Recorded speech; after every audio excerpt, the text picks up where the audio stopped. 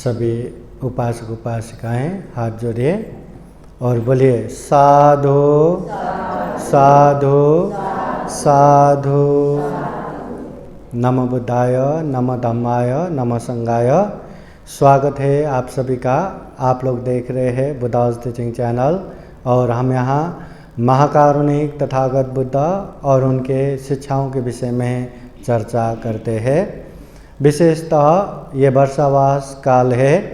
बौद्ध विनय वर्षावास बौद्ध जगत में बहुत ही महत्व रखता है। हर भिक्षु भिक्षुनी, हर उपासक उपासिकाएं वर्षावास काल में विशेष धम्म का कार्यक्रम करते हैं। हम भी बुद्धास टीचिंग चैनल द्वारा हर दिन शाम के 7 बजे विशेष धम्म देशना प्रत्यक्ष रूप से आप लोगों को लेके आते हैं। तो आज भी हम विशेष धम्म देशना लेके आए हैं। आज का धम्म देशना ये रामनगर स्थित धम्म सागर बुद्ध विहार से आप लोगों को प्रत्यक्ष दिखा रहे हैं। तो आइए आज का ये धम्म देशना शुरू करते हैं। सर्वप्रथम महाकारुणिक तथागत बुद्ध धम्म संघ को पाली गाथा द्वारा वर्णना करेंगे। सब लोग मैं जैसा कहता हूँ वैसा ही कहिए। अरहं सम्मा सम्बुद्धो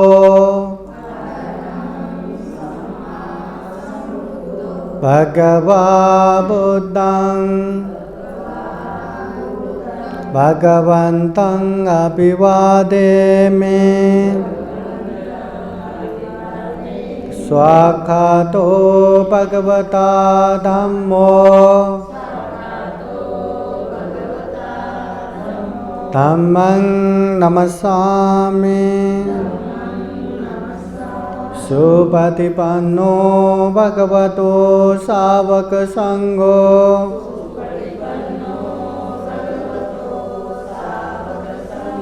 संघं नमामि।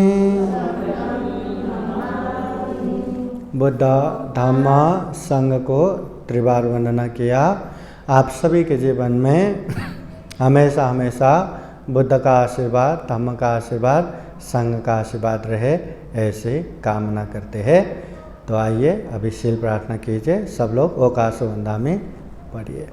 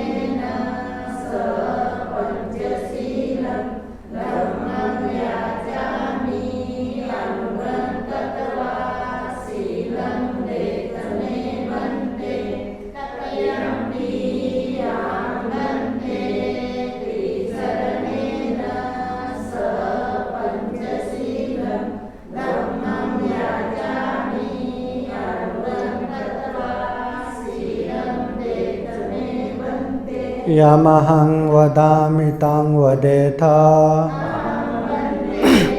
नमो तस्सा भगवतो अरहतो सम्मा सम्बुद्धस्सा।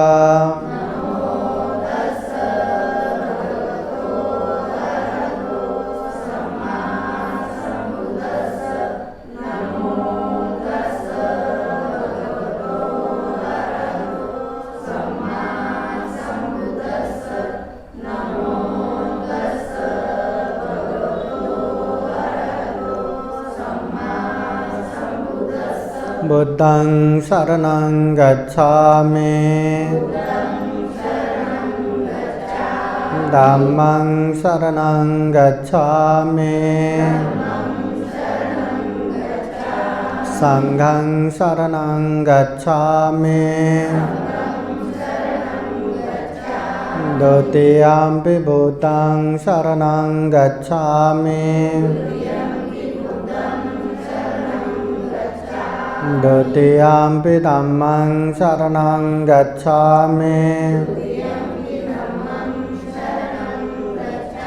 द्वितीयंपि संघं शरणं गच्छामि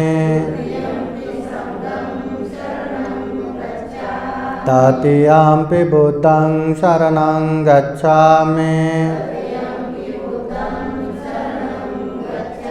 तृतीयंपि धम्मं शरणं गच्छामि तृतीयंपि संघं शरणं गच्छामि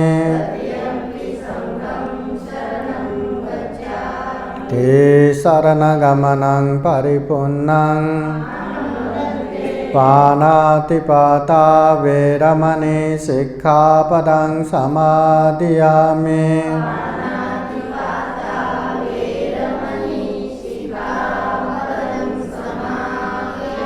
अदिन्नदाना वैरमणि सिक्खापदं समादियामि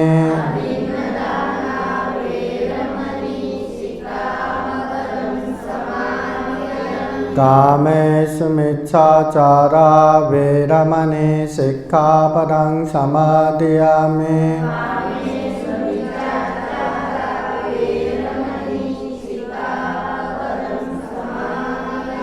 मुसावादा वैरमणि सिक्खापदं समादियामि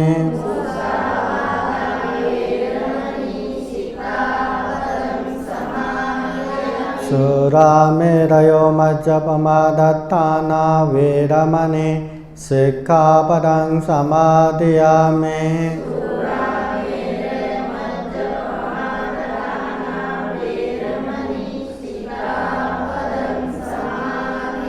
ते शरणेन सह पंचशीलं धम्मं साधुकं सुरक्षितं कृत्वा अपमादेन सम्पादेत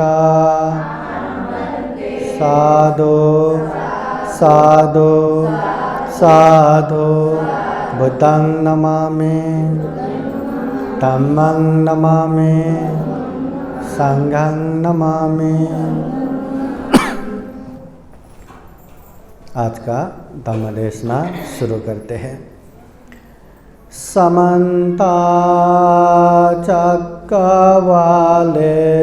अत्रा गच्छन्तु देवता सदामं मुनिराजः शृण्वन्तु सद्गमोक्षदं धम्मश्रवणकालो अयं वदन्ता धम्मश्रवणकालो अयं वदन्ता धम्मश्रवणकालो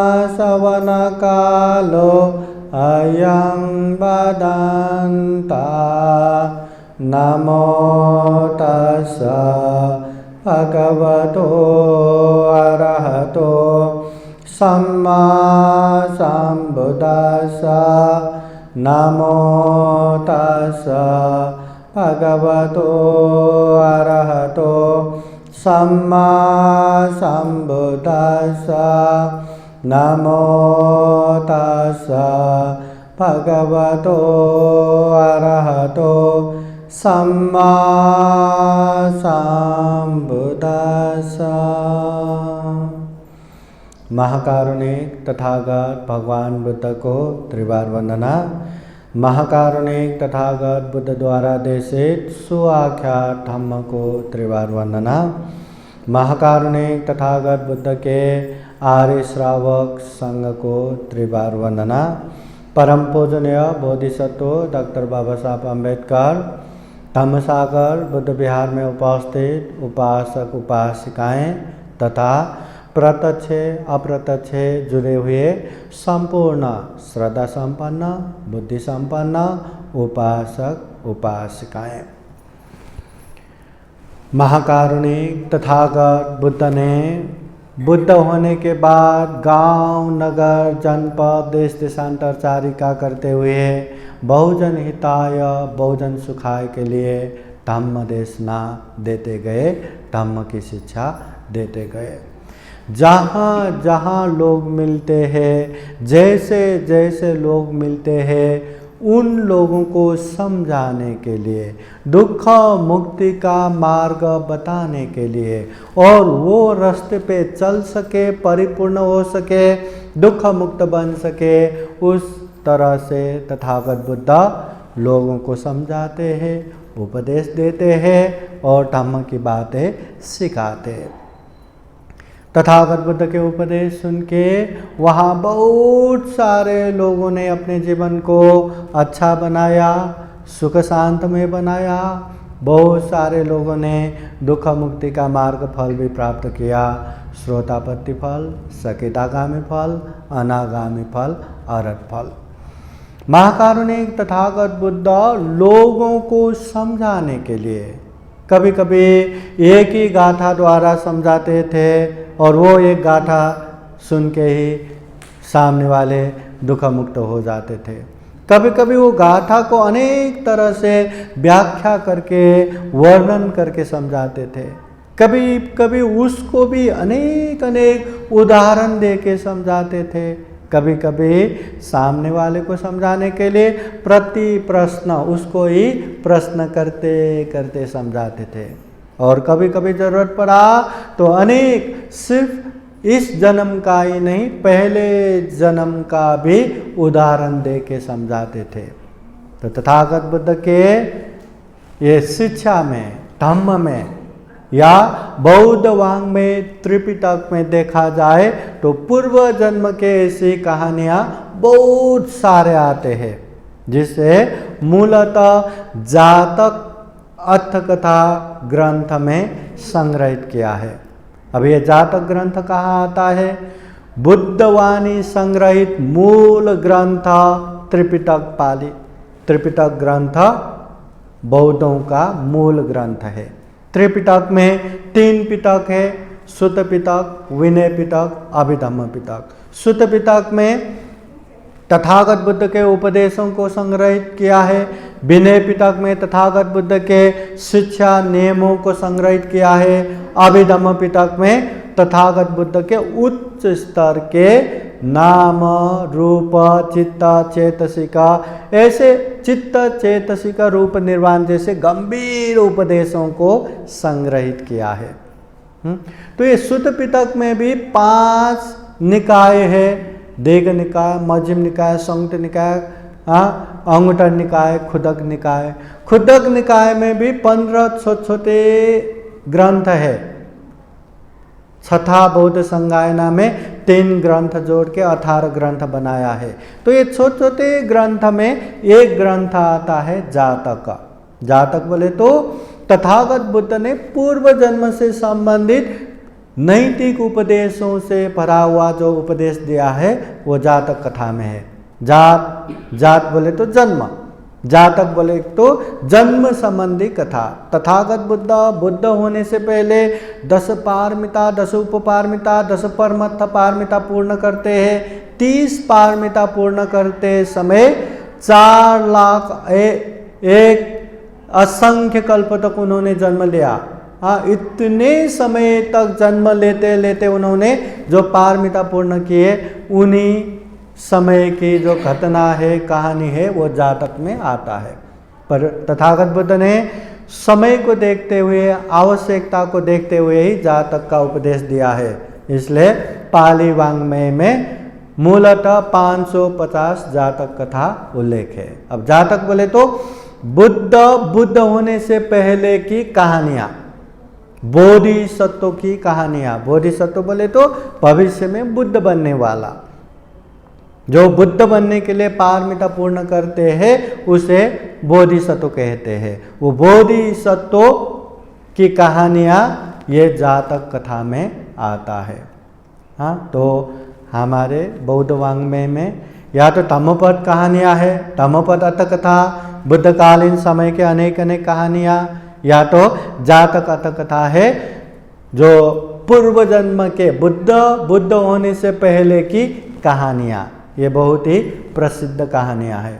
अब उसके अलावा भी थेर गाथा, थेरी गाथा, विमान कथु, पेट वथु, ऐसे बहुत सारे कहानियाँ तो है ही, पर मूलतः ये बहुत ही प्रसिद्ध है। अब यहाँ जातक कथा, तथागत बुद्ध बनने से पहले जो पारमिता पूर्ण करते समय की कहानियाँ, पूर्व जन्म की कहानियाँ, ये जातक है। अभी जातक में बुद्ध जो बोधिसत्व अवस्था में है, अनेक मतलब जन्म लेते हैं। हाँ, कभी पंछी होके, कभी पशु होके, कभी जानवर होके, कभी इंसान होके, इंसान में भी कभी किसान होके, कभी मंत्री बन के, कभी राजा बन के, कभी सेठ बन के, कभी क्या बन के, कभी क्या बन के, अनेक तरह से हाँ जन्म लेके जो पारमिता पूर्ण करते हैं वो जातक कहानियाँ हैं। अभी जातक कहानियाँ की एक दो उदाहरण हम यहाँ सुनते हैं। सबसे पहला जातक कहानी आता है शेरी वाणिज जातक। हाँ, ये जातक कहानी आप लोगों ने बहुत बार सुन चुके होंगे। शेरी वाणिज बोले तो सोने की थाली की कहानी, सुना है कि नहीं? ये नहीं सुना या सुन चुके होंगे, भूल गए होंगे, क्योंकि ये जातक कहानी बहुत ही प्रसिद्ध है और बहुत बार हम सुनते हैं। मैं सारांश में ये कहानी बताता हूँ। पहले ये बोधिसत्व, बुद्ध बनने वाला व्यक्ति बोधिसत्व एक व्यापारी के कुल में जन्म हुआ। बड़े होने के बाद अनेक सामान लेके गांव घूम के सामान बेचना उसका काम था। तो ऐसे इधर उधर जाते थे और उसका एक मित्र था, बहुत ही धूर्त, बहुत ही बदमाश, बहुत ही ठग, स्वभाव अच्छा नहीं है, स्वार्थी। तो वो भी ऐसे व्यापार करते थे और कभी ज़रूरत पड़ा, दूर गांव जाना पड़ा तो दोनों साथ में ही ऐसे जाते थे। एक समय उन लोगों ने निर्णय लिया कि अभी दूर गांव में जाके व्यापार करेंगे ताकि ज़्यादा फायदा हो। तो दोनों मिलके जाने के लिए तैयार हो गया और वो गांव पहुँचते पहुँचते उन दोनों में अभी सलाह हुआ, अभी हम ऐसा करेंगे, एक रास्ते में दो जन नहीं जाएंगे, आप गांव के इस कोने से जाइए, मैं इस कोने से जाऊंगा ताकि कोई विवाद ना हो। ठीक है करके दोनों अपने अपने रास्ते लग गया। अभी वो जो धूर्त है, वो जो बदमाश व्यापारी है, वो जिस रास्ते से ये अनेक तरह से खिलौना, छोटे छोटे खिलौना बेचते जा रहे थे, वो रास्ते में एक घर आता है, बहुत बड़ा घर, अभी खंडहर हो चुका है। पहले ज़माने में वो घर बहुत ही श्रीमंत धनाढ्य परिवार का था, बहुत ही धनाढ्य। पर समय ऐसा हो गया, घर के सारे लोग मर गए, बंद व्यापार सब बंद हो गया और सामान बेचते पूरा ख़त्म हो गया। घर में एक दादी और छोटी बच्ची दोनों ही रह गया, बाकी सब मर गए। वही खंडहर जैसे घर अभी दरिद्र हो गया, गरीब हो गया वहाँ पे। तो ये धूर्त व्यापारी वो खिलौना बेचते जा रहे थे, तो उसकी आवाज़ सुन के वो बच्ची अपनी दादी को कहती है, दादी मुझे भी कुछ खिलौना लेके दो ना। तो दादी कहती है, हमारे पास पैसा ही नहीं, बिना पैसे के कैसे देगा? नहीं मुझे कैसे भी चाहिए। बच्ची है, एकदम अभी जिद करने लगी, रोने लगी। तो अब क्या करे, लेने के लिए पैसा तो लगेगा, पैसा तो है नहीं। फिर वही बच्ची कहती है, दादी हमारे घर के कोने में एक थाली पड़ा है जो कुछ भी काम का नहीं, वो थाली दे के भी लेके दो ना।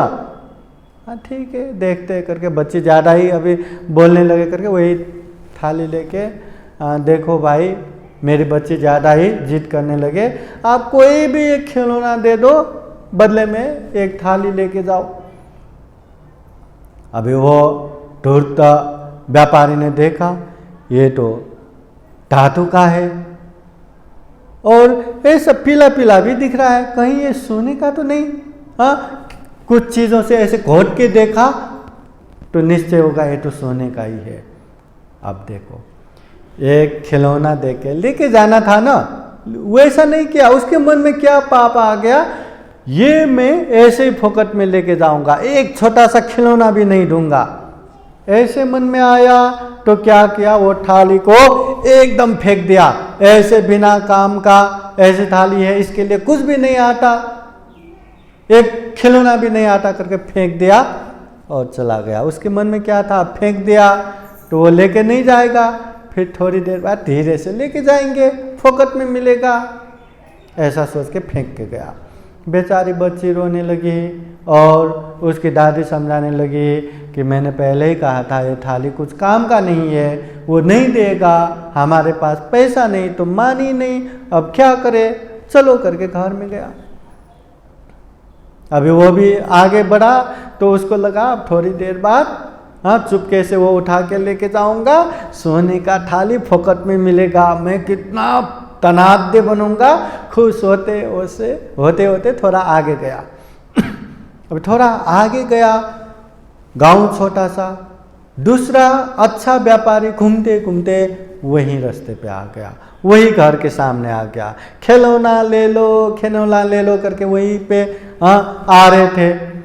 तो फिर से वो बच्ची चिल्लाने लगे, दादी दादी एक खिलौना लेके दो ना, एक खिलौना लेके दो ना। दादी कहती है अभी थोड़ी देर पहले व्यापारी ने क्या कह के गए, भूल गए क्या, फिर से बेइज्जत होना है। तो बच्ची कहती है नहीं दादी, वो पहले के देखते ही कितना धूर्त जैसा दिखता है, ये तो बहुत ही अच्छे दिखते हैं, ये तो कोई ना कोई एक खिलौना तो दे ही देगा, चलो ना दादी, चलो ना दादी। कितना भी ना बोलो बच्चे के सामने क्या चलता, ठीक है चलो करके फिर वहाँ गया और फेंका हुआ वही थाली लेके फिर उसको अनुरोध करने लगा, देखो आप कुछ भी छोटा सा एक खिलौना ही क्यों ना हो बच्ची को दे दो, बदले में ये थाली ले लो। अभी बोधिसत्व व्यापारी ने वो थाली को देखा, ये तो धातु का है, कहीं ये सोने का तो नहीं करके उसने भी घोट के अनेक तरह से परीक्षण किया, अरे ये तो सोने का है। अब वो तो ईमानदार है ना, तो उसने बोला अरे ये तो सोने का है, इसके बदले में मैं सारे खिलौना भी दूं ना तो भी इसका मूल्य बराबर का नहीं होता। मेरे पास जितना पैसा है सारे दूं ना तो भी मैं इसको खरीद नहीं सकता, ये बहुत महंगा है, सोने का है। ऐसा कहने पे वो दादी माँ कहती है अरे मजाक मत करो, अभी अभी थोड़ी देर पहले आप जैसे कोई व्यापारी एक पैसे का नहीं करके यही फेंक के गए थे, आप क्यों हमें मजाक उड़ा रहे, हम गरीब हैं, ऐसा मजाक मत करो। तो वो व्यापार कहते हैं नहीं नहीं सही में ये सोने का है, झूठ नहीं बोल रहा हूँ, ये लेने की कैपेसिटी मेरे पास नहीं है, इतना पैसा मेरे पास नहीं है। तो दादी माँ कहती है अरे ये सोने का भी हुआ ना, ये आप ही की किस्मत से सोने का हुआ है, आप लेके जाओ, बस एक खिलौना ही दे दो। क्या सही में आप मुझे दे रहे? हाँ लेके जाओ, आप क्या ही नसीब है। तो बोधिसत्व ने छोटा सा खिलौना देके नहीं लिया, ईमानदार है, उसने क्या किया, अपने पास जो भी सामान है सारा का सारा सामान दे दिया, 500 मूल्य बराबर का, और अपने पास 500 रुपया भी था वो भी सारा का सारा दे दिया, केवल 8 कारसापन 8 पैसा जैसा अपने हाथ में लिया, क्योंकि रास्ते में चलते समय वो नाव से चलना था, वहाँ लगता है, बस उतना लिया, सारे के सारे खिलौना भी दे दिया, पैसा भी दे दिया और वो थाली लेके चल दिया।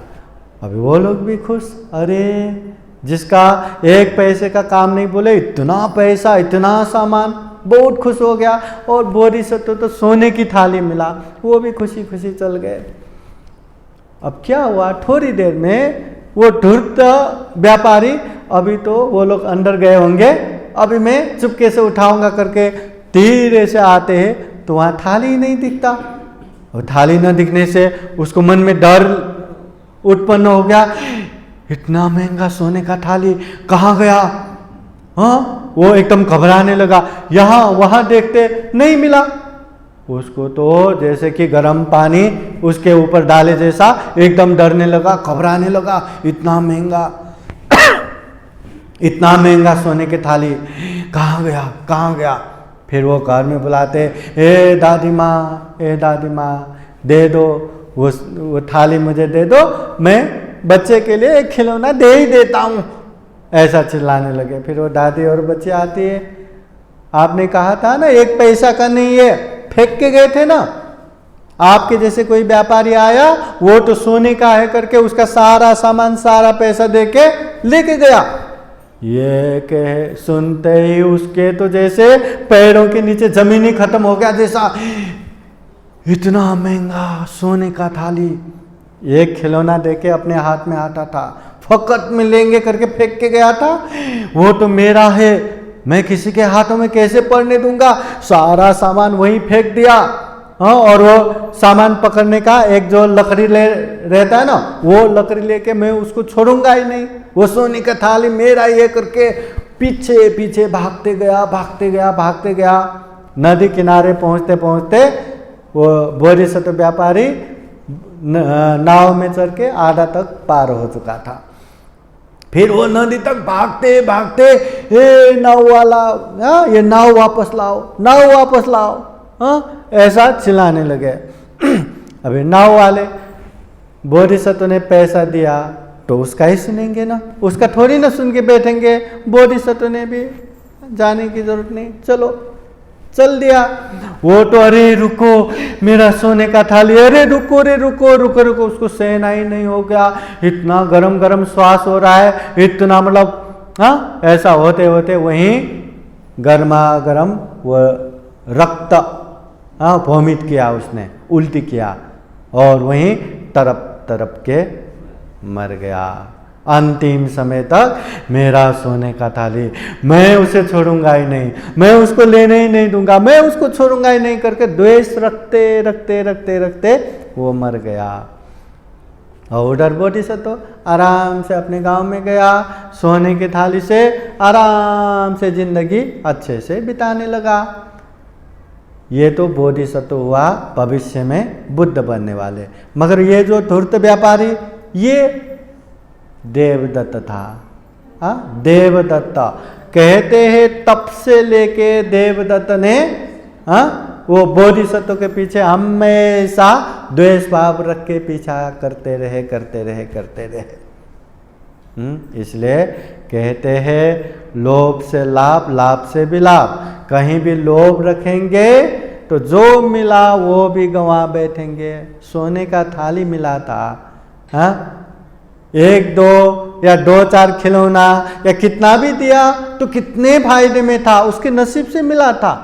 पर नहीं, एक छोटा सा 1 पैसे का खिलौना भी नहीं देंगे, फोकट में लेंगे करके चाल करके गया, खुद ही फंस गया, 1 पैसा हाथ में नहीं आया, उल्टा जान गंवा के बैठना पड़ा। इसलिए ये जातक कथा हमें क्या सिखाते हैं? नैतिक शिक्षा सिखाते हैं। जीवन में जो आवश्यक शिक्षा है वो सिखाते हैं कि जीवन में कभी भी इतना लोभ लालच नहीं रखना चाहिए, हमेशा अच्छा होना चाहिए। हम दूसरों को अच्छा करेंगे तो हमें भी अच्छा होगा। नहीं, दूसरों का लोभ लालच करके ठग के लेना है, छीन के लेना है, लूट के लेना है, ऐसे गलत मनसाए रखेंगे तो दूसरों का छीन के ले पाएंगे नहीं पाएंगे उसका कोई ठिकाना नहीं, पर खुद का हानि जरूर करवा बैठेंगे। ये जातक कथा। ऐसे ही एक जातक कथा है महापिंगल जातक। अब महापिंगल जातक में क्या होता है? हाँ, पहले एक राजा था महापिंगल, और महापिंगल राजा इतना मतलब क्रूर, इतना निर्दयी, जनता को बहुत ही दुख देते थे, अनेक तरह से दुख देते थे। और जब भी वो दरबार से बाहर जाते थे आते थे, वो द्वारपाल रहता है ना, द्वारपाल को बुलाते और ऐसा मुट्ठी पकड़ के उसके सर पे 8 बार मारते थे। अब आते समय जाते समय हर बार मारेंगे तो वो द्वारपाल का सर कभी भी शांत नहीं हुआ, हमेशा भार, हमेशा दुख। और दुख देने वाले इंसान दुनिया में जल्दी मरता भी नहीं, बहुत समय तक जिया, बहुत समय तक दुख दिया और एक दिन मर गया। मरने के बाद उसका बेटा बोधिसत्व उसको राजा बनाया, बहुत ही अच्छा। अभी अच्छा राजा आया करके देश भर में खुशहाली। अभी राजा मर गया करके शोक मनाना चाहिए ना? नहीं, हर जगह पे खुशहाली। तो वो नया राजा बोधिसत्व राजा भी अभी जनता कितना खुश है देखते हैं करके वो ऐसे नगर घूम के आए, सब जगह पे नया राजा, अच्छे राजा मिल गया करके खुशहाली मना रहा है। संतुष्ट होके दरबार की तरफ आ गया। जैसे ही आने लगा द्वारपाल एकदम रो रहा था, एकदम शोक कर रहा था। तो ये देख के राजा बोधिसत्व सोचते हैं सारे जनता इतना खुशहाली मना रहे, ये क्यों इतना दुखी है? तो जाके पूछा, अरे तुम इतना शोक क्यों कर रहे, क्यों दुखी हो रहे? क्या तुमने राजा, तुमको पहले वाले राजा ने बहुत ही उपकार करके रखा है क्या? ऐसा कहने पे वो कहते हैं नहीं नहीं नहीं, कुछ उपकार नहीं किया। तो तुम्हें क्या ज्यादा ही राजा पसंद है क्या? नहीं नहीं नहीं, मुझे पसंद भी नहीं। तो क्यों रो रहे हो? तो ये द्वारपाल कहते हैं, महाराज ये जो आपके पिता महाराज जो गुजर गए, पहले आते जाते हर बार मेरे सर पे 8-8 बार मुट्ठी कस के मारते थे, टपली मारते थे। तो इस वजह से मैं कभी भी आराम से सो नहीं पाया, हमेशा दर्द। अभी महाराज गुजर गए तो कुछ दिनों से बहुत ही सुकून सा महसूस हो रहा है, बहुत ही आनंद हो रहा है। पर अभी मैं इसलिए रो रहा हूं, जिस तरह महाराज ने मुझे मारा उसी तरह अभी महाराज ने इतने लोगों को दुख दिया तो स्वर्ग में तो जाएगा नहीं, नर्क में ही गया होगा। तो नर्क में गया तो नर्क के द्वारपाल लोगों को भी तो वैसा ही मारेगा ना, जैसे मुझे मारा। वहां भी तो कहाँ छोड़ेगा, वहां भी नर्क के दूतों को, द्वारपाल को वैसे ही मारेगा। और वैसे ही मारा तो राजा को वहां थोड़ी ना रहने देगा, तो फिर से यहीं ला के छोड़ देगा। और फिर से जो अभी थोड़ी दिन के लिए जो आराम हुआ था मेरे सर पे, फिर वैसे ही भार, वैसे ही मार पड़ेगा। इसलिए वो याद कर करके मैं रो रहा हूं। तो बोधिसत्व राजा कहते हैं, अरे द्वारपाल तुम भी कहाँ मूर्ख बनते हो, कहाँ महाराज मर चुके हैं, कितने कितने लकड़ियों में जला चुके हैं, जो बाकी अस्थि है वो भी पानी में बहा चुके हैं, फिर से कहाँ वापस आएगा? कोई मरा हुआ व्यक्ति वापस आएगा क्या? नहीं आएगा, आ नहीं सकता। ऐसा सुनने पर द्वारपाल, अच्छा फिर महाराज वापस नहीं आएगा? नहीं आएगा। तो बहुत प्रसन्न हो गया, बहुत खुश हो गया। और बोधिसत्व राजा भी जब तक जीवन है तब तक खूब अच्छे से राज्य चलाया, लोगों को सुख शांति दिया, और समय होने पे परलोक होके गया। ये एक कहानी। महापिंगल जो दुख देते हैं, ऐसे व्यक्ति राजा होने के बावजूद भी किसी को पसंद नहीं आता। द्वारपाल भी मरने के बाद भी इसलिए रो रहा था, फिर से वापस ना आए, फिर से मुझे वो दुख कष्ट ना दे। पर मरने वाला कोई भी वापस नहीं आता। ये जातक कथा। ऐसे ही एक और छोटा सा जातक, देवधम्म जातक। देवधम्म जातक, कभी ये नाम सुना है? देवधम्म जातक। पहले पहले जब एक राज्य में राजा के पुत्र होके ये बोधिसत्व का जन्म हुआ था, तो उस समय वहां पूरे नगर में, पूरे राज्य में लोग देवधम्म मानते थे, देवता को मानते थे। अरे थोड़ा भी बड़ा पत्थर दिखा, यहाँ देवता होगा, देव मानते थे। थोड़ा एक वो पेड़ भी बड़ा दिखा तो यहाँ वृक्ष देवता होंगे करके वहीं उसको देवता मानते थे और अनेक भाकल करते थे कि अगर मुझे संपत्ति मिला तो मैं ऐसा ऐसा बलि पूजा करूँगा, अगर मुझे अच्छे बीवी मिला या अच्छे पति मिला तो ऐसे ऐसे बलि पूजा करूँगा, अगर मुझे ऐसा बेटा मिला तो ऐसे बलि पूजा करूँगा। कुछ भी वो भाकल करना, देव धर्म मानना और भाकल में अनेक तरह से हिंसा करना, बलि पूजा देना, पूरे जगह पे वही चल रहा था। कुछ भी हुआ देव मानना और भाकल करना और हिंसा करना। अभी बोधिसत्व राजकुमार ये देख के बहुत ही परेशान, पर इतने लोग इसमें घुसे हुए, हाँ कैसे उन लोगों को मुक्त करूं, कैसे छुड़ाऊं। बस देखता रहा, अभी कुछ तो उपाय करना पड़ेगा करके वो भी एक बहुत बड़े पेड़ को सजा के उसी को पूजा करता रहा। समय बीतता गया, राजा मर गया। राजा मरने के बाद ये बोधिसत्व युवराज राजा बन गया।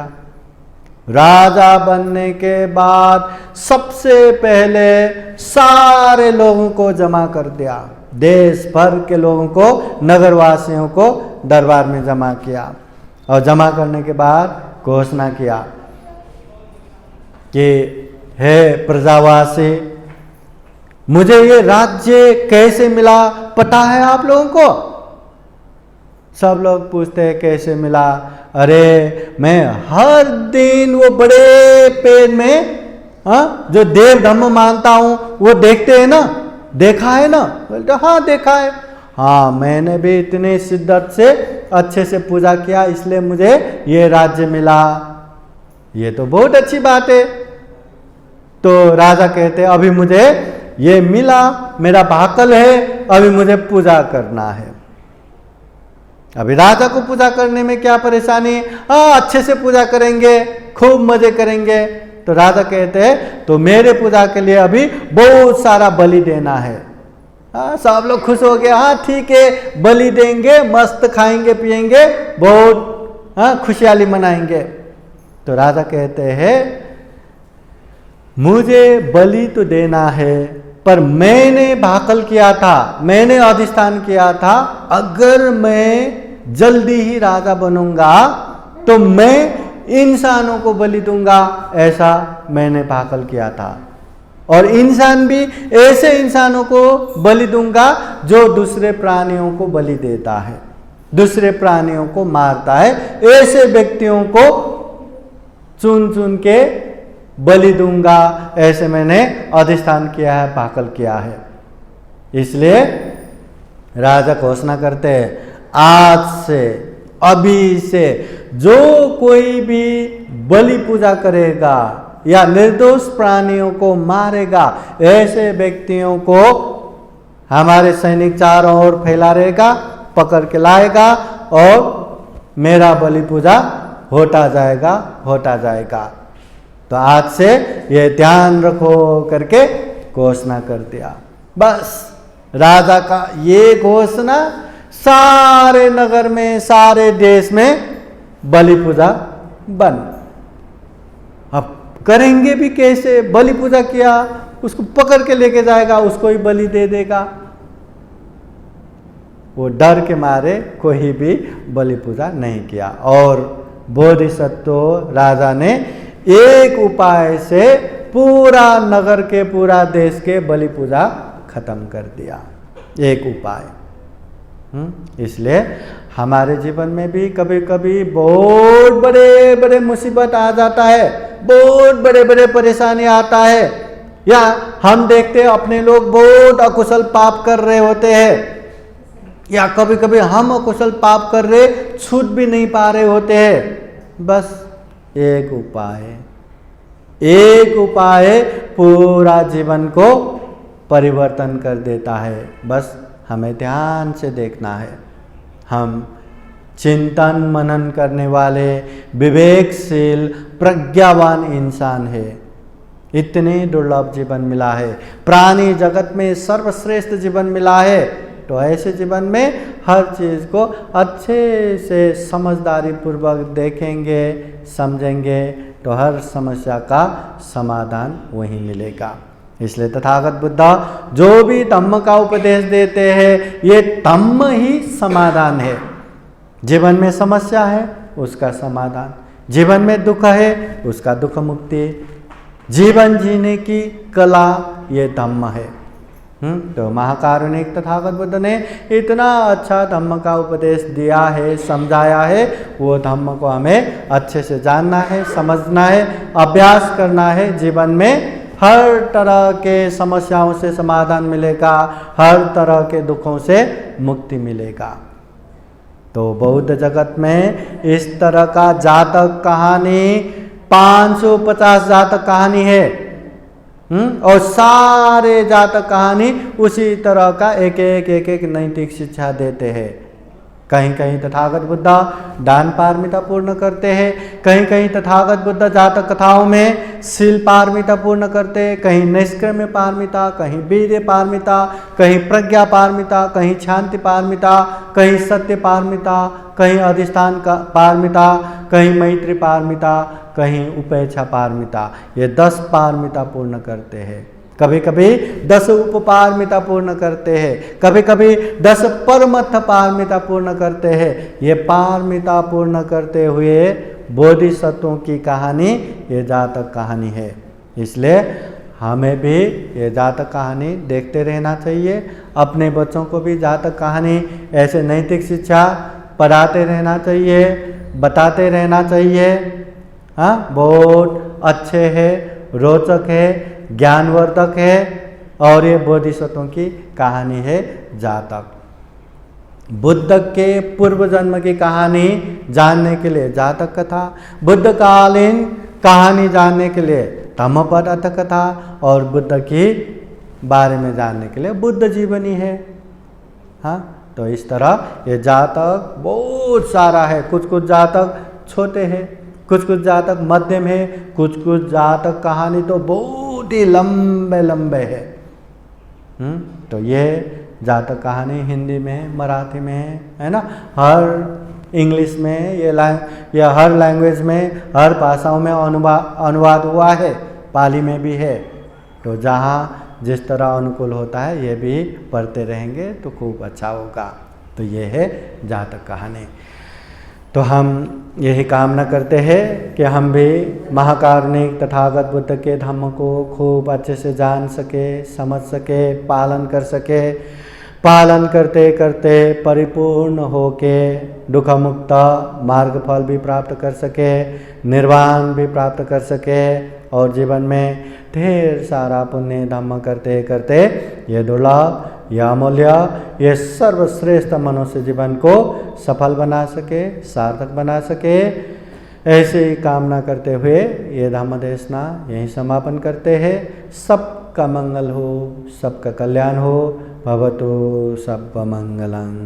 साधु साधु साधु।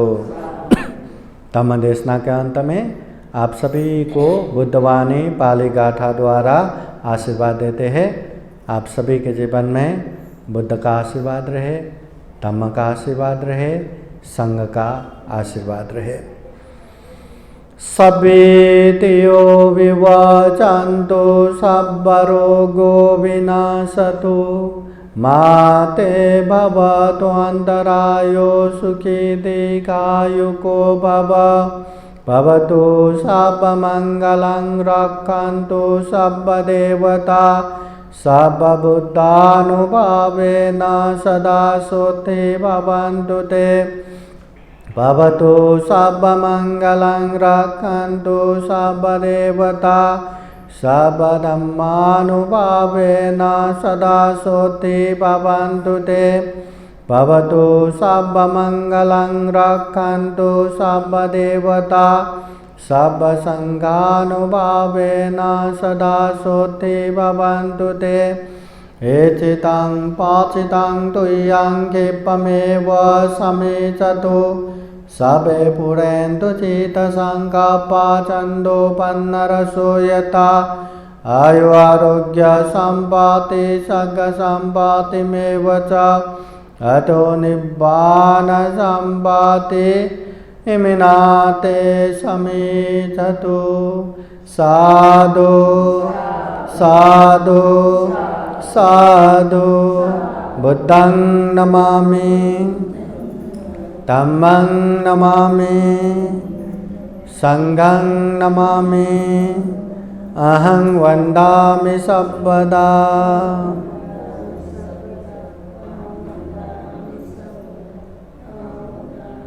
सबका मंगल हो, सबका कल्याण हो, सुखी हो सुखी हो सुखी हो। आज का ये धम्मदेशना कार्यक्रम यहीं संपन्न होता है। सबका मंगल हो, सबका कल्याण हो। एक बार उपासक वो एक बार बंद कीजिए।